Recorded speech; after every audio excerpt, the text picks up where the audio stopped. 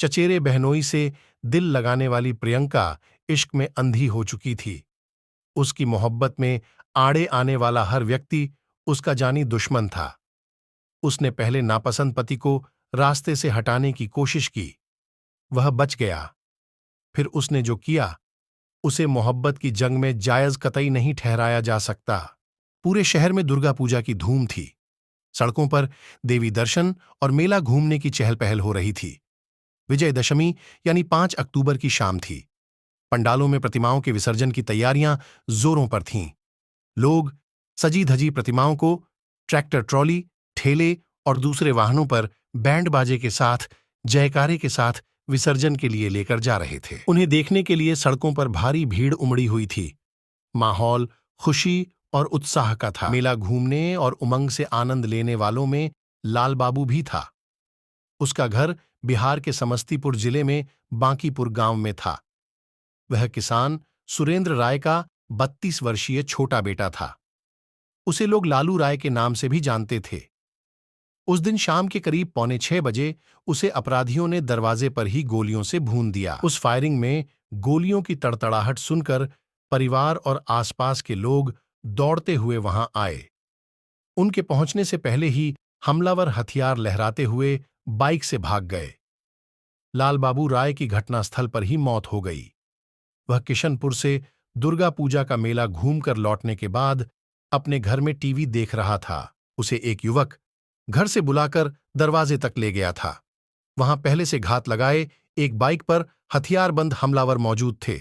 उन्होंने ताबड़तोड़ फायरिंग कर गोलियां बरसा दीं। बुरी तरह जख्मी लाल बाबू को घर वाले अस्पताल ले गए, जहां डॉक्टरों ने उसे मृत घोषित कर दिया। डॉक्टरों ने बताया कि उसके सिर व गर्दन पर 3 गोलियां लगी थीं। गांव वालों की सूचना पर कल्याणपुर थाने की पुलिस घटनास्थल पर पहुंची और मौके की जांच की। पुलिस को वहां से कारतूस के 3 खोखे और 3 जिंदा कारतूस मिले। उसके बाद इस वारदात की छानबीन में पुलिस जुट गई। इस संबंध में लाल बाबू के पिता सुरेंद्र राय की तहरीर पर 7 अक्टूबर 2022 को थाने में अज्ञात हमलावरों के खिलाफ आईपीसी की धारा 302 आईपीसी एवं 27 आर्म्स एक्ट के तहत रिपोर्ट दर्ज की गई। लाल बाबू हत्याकांड से पूरे शहर में सनसनी फैल गई। मामले की तहकीकात और हमलावरों की गिरफ्तारी के लिए समस्तीपुर के एसपी हृदयकांत के निर्देश पर सीओ मोहम्मद सहबान हबीब फाखरी के नेतृत्व में एक एसआईटी टीम का गठन किया गया। टीम में कल्याणपुर के SHO Gautam Kumar, inspector Akhilesh Kumar Rai, reserve police बल के इंस्पेक्टर राहुल कुमार, तकनीकी सेल के इंचार्ज इंस्पेक्टर अनिल कुमार सिंह, संजय कुमार सिंह आदि शामिल किए गए। इनके अलावा कल्याणपुर थाना और रिजर्व पुलिस बल के जवानों में अखिलेश कुमार, प्रभात कुमार, निरंजन कुमार भी थे। जांच का सिलसिला घटनास्थल से शुरू हुआ। मृतक के घर वालों से पूछताछ करने के बाद हमलावरों तक पहुंचने के लिए तमाम तकनीकों का इस्तेमाल किया गया। पुलिस टीम को जल्द ही सफलता मिल गई। वारदात में 3 लोगों के नाम सामने आए, जिनमें एक युवती प्रियंका कुमारी का नाम भी था। प्रियंका का नाम ही नहीं आया, बल्कि पुलिस ने उसे ही पूरे घटनाक्रम का मास्टरमाइंड बताया। मृतक लाल बाबू उसका चचेरा भाई था। अन्य आरोपियों में एक प्रियंका का चचेरा बहनोई अमित कुमार और अमित का दोस्त अभिनंदन कुमार था। उनके बयानों के बाद गोलियां दागने वाले हमलावरों की भी गिरफ्तारी संभव हो पाई। लोगों को हैरानी तब हुई जब उन्हें मालूम हुआ कि इस वारदात को अंजाम देने में प्रियंका चचेरे बहनोई अमित कुमार से प्रेम करती थी, जबकि प्रियंका की शादी हो चुकी थी और अमित भी 2 बच्चों का बाप था। प्रियंका की शादी 1.25 साल पहले 25 जुलाई 2021 को दरभंगा जिले के रमौली गांव निवासी शिक्षक रामपुकार राय के एकलौते बेटे विजय कुमार राय के साथ ही हो चुकी थी। उसका दुरागमन गौना नहीं हुआ था। उसके लिए परिवार वाले तारीख तय करने की योजना बना रहे थे, जबकि वह अपनी शादी से खुश नहीं थी। उसने अपने माता पिता के अलावा परिवार में सभी को खुले तौर पर बता दिया था कि उसे पतिपंसद नहीं है। इसका उसने जो कारण बताया वह परिवार के लिए और भी चौंकाने वाला मगर अमान्य था। दरअसल वह अपने ही चचेरे बहनोई के प्रेम में पागल थी, जबकि जीजा और साली के बीच के इस प्रेम को परिवार किसी भी सूरत में स्वीकारने वाला नहीं था। यह उसकी एक सनक थी जिससे दो जिंदगियों की खुशी और शांति में खलल पड़ सकती थी।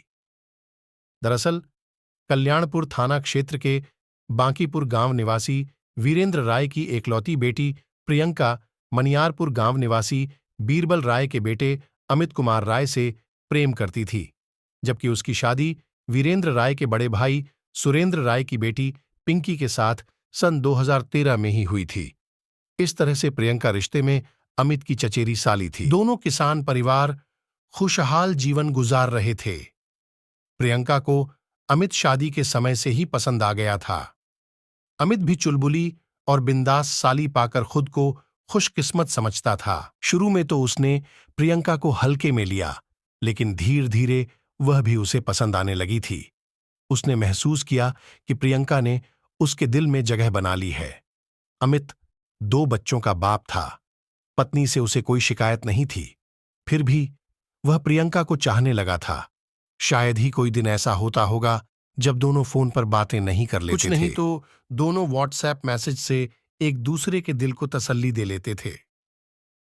परिवार में प्रियंका 2 भाइयों में बड़ी थी, जबकि पिंकी 2 भाई और 4 बहनें थीं। लाल बाबू पिंकी का छोटा भाई था।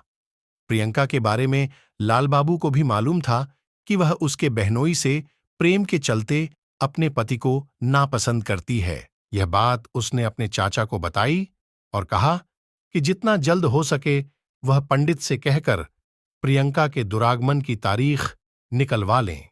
प्रियंका के पिता लाल बाबू की बात को गंभीरता से लेते हुए दुरागमन की तारीख 5 अक्टूबर 2022 तय कर दी। दूसरी तरफ प्रियंका इस तारीख को टालने की कोशिश करने लगी। इसके लिए उसने एक खुराफाती योजना बनाई। उसने तय किया कि क्यों न पति को ही मौत की नींद सुलाने का उपाय किया जाए। इसके लिए उसने अपने प्रेमी और जीजा अमित कुमार राय से संपर्क कर उसे अपनी योजना बताई। अमित इसके लिए तैयार हो गया और अपने दोस्त अभिनंदन कुमार के साथ मिलकर प्रियंका के पति विजय राय की हत्या की योजना बना ली। उन्होंने एक शूटर को बुलवाया। अभिनंदन मुंगेर जाकर घटना को अंजाम देने के लिए हथियार व कारतूस खरीद लाया। विजय की किस्मत अच्छी थी कि भाड़े का शूटर विजय कुमार की हत्या में सफल नहीं हो पाया, क्योंकि उसी रोज दुरागमन संबंधी बातचीत के सिलसिले में विजय कुमार अपने एक रिश्तेदार के यहां चला गया था। उसके बाद वह अपनी ससुराल भी आ गया था। प्रियंका उसे अपने घर आया देख अचंभित हो गई थी। उस वक्त प्रियंका मन मसोस कर रह गई, क्योंकि उसकी योजना फेल हो गई थी। इसी के साथ वह भीतर ही भीतर लाल बाबू से भी खफा भी हो गई थी। योजना की विफलता का कारण चचेरे भाई को ही मान रही थी। वही उसे ससुराल भेजने के लिए माता पिता पर दबाव बनाए हुए था। पति के बच जाने के बाद उसने उसी रात बहनोई अमित कुमार से मिलकर लाल बाबू को ही खत्म करने की योजना बना डाली थी। अमित भी प्रियंका के प्यार में इस कदर अंधा हो गया था कि वह अपने ही साले को मौत के घाट उतारने की योजना में शामिल हो गया। अब प्रियंका और अमित का दुश्मन लाल बाबू था। उसे रास्ते से हटाने के लिए दोनों ने नए सिरे से योजना बनाई।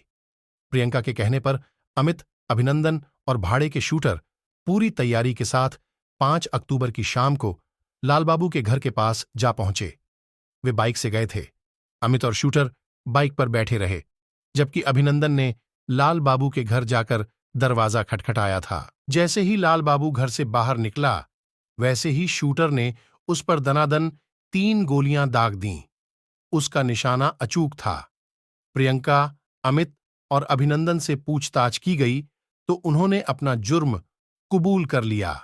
उनकी निशानदेही पर पुलिस ने हत्याकांड में इस्तेमाल की गई बाइक भी बरामद कर ली। पुलिस ने उससे 2 देसी कट्टा, 11 जिंदा कारतूस और मोबाइल फोन बरामद कर लिया। जीजा साली के अवैध प्रेम के चलते मारा गया लाल बाबू अपने दादा राजेंद्र राय की जेसीबी चलाता था, जिसकी देखरेख चाचा वीरेंद्र राय करते थे।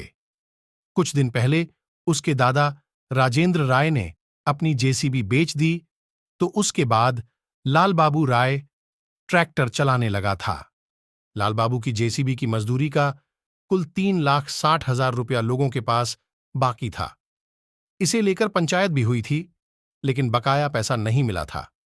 उसके बाद से लाल बाबू उजियारपुर थाना क्षेत्र के महिसारी गांव में चचेरे साढ़ू बिशुनदेव राय के घर पर रहकर जेसीबी चलाने लगा था।